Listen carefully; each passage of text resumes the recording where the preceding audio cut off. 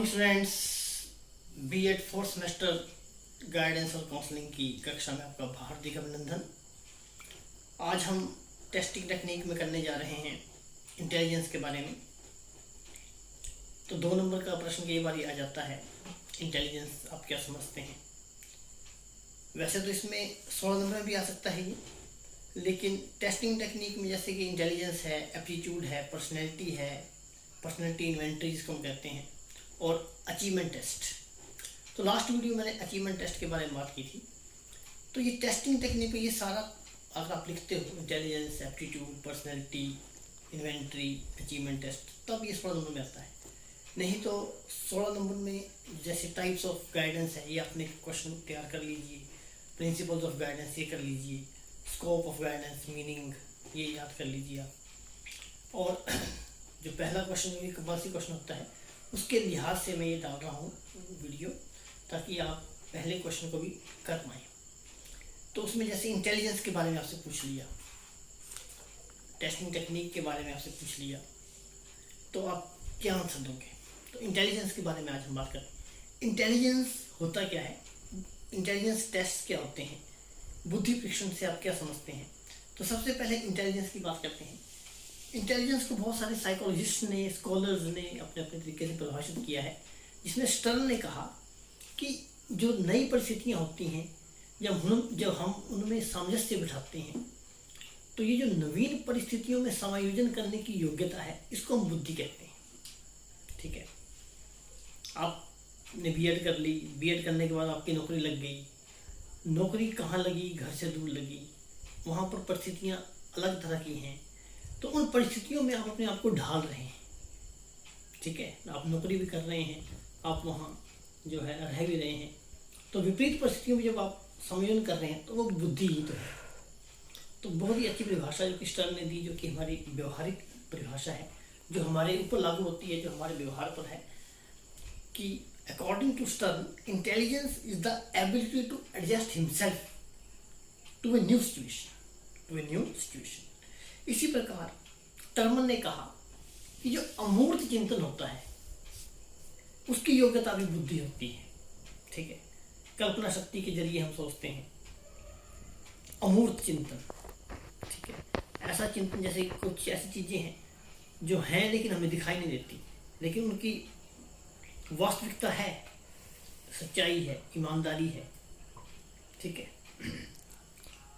हवा है, हवा चल रही है, लेकिन हम उसको महसूस करते हैं। अमूर्त चिंतन में क्या आता है, कल्पना शक्ति आती है, इसमें एक प्रकार की बुद्धि होती है, जिसमें हम शब्दों का, अंकों का, संकेतों का प्रयोग करके समस्याओं को हल करते हैं। तो ये अमूर्त चिंतन में आता है। तो अमूर्त चिंतन करने की योग्यता, ये भी क्या है, बुद्धि।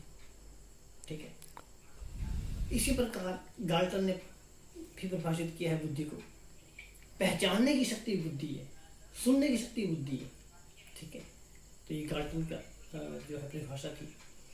इसी प्रकार एक जो बहुत ही बढ़िया परिभाषा जो कि इसमें हम दे सकते हैं, वेस्लर की परिभाषा इसमें आपने जो देनी है कि इंटेलिजेंस इज द एग्रीगेट और global capacity of the individual to act purposefully, to think rationally and to deal effectively with the environment. इन्होंने क्या कहा कि जो बुद्धि है, इंटेलिजेंस है, एग्रीगेट होता है टोटल या global capacity of the individual to act purposefully.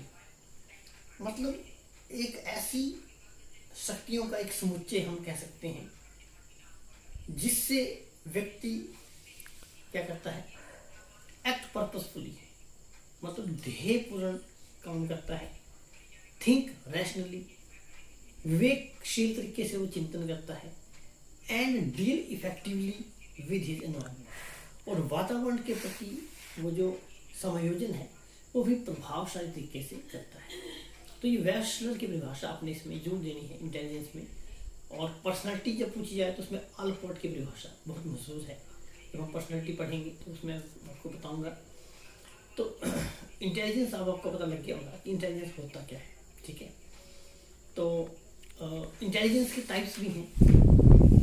Intelligence के टाइप्स जैसे अब्स्ट्रैक्ट इंटेलिजेंस, अभी मैंने बताया, अभी परिभाषा में भी आया कि अमूर्त चिंतन करने की योग्यता है, वो इंटेलिजेंस है, तो ये भी इसका टाइप बन जाएगा, अब्स्ट्रैक्ट अमूर्त बुद्धि। ठीक है।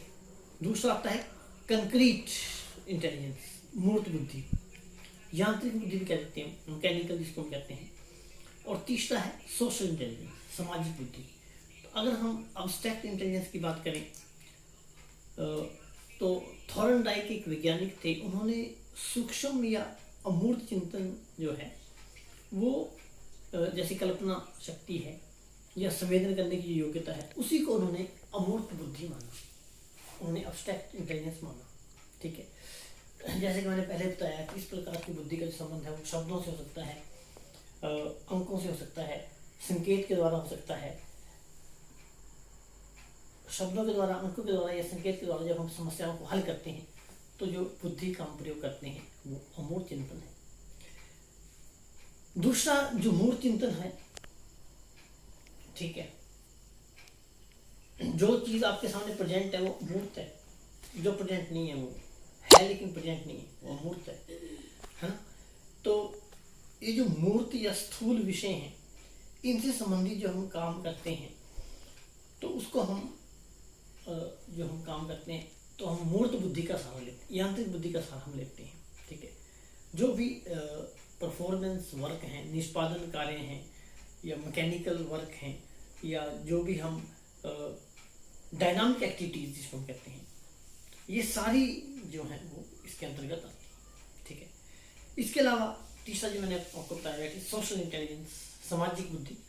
सामाजिक बुद्धि क्या हो सकती है? जाहिर सी बात है कि समाज से हम किस प्रकार जुड़े हुए हैं, सामाजिक कार्यों को हम पूर्ण करते हैं कि नहीं, हम कितने व्यवहार कुशल हैं, हम कितने व्यवहारिक और कुशलताओं को पूर्ण करते हैं, सामाजिक कार्य करते हैं। तो एक ऐसी मानसिक योग्यता जिसके द्वारा हम सामाजिक कार्यों को पूरा करें, है ना, तो ये हो सकता है सामाजिक बुद्धि।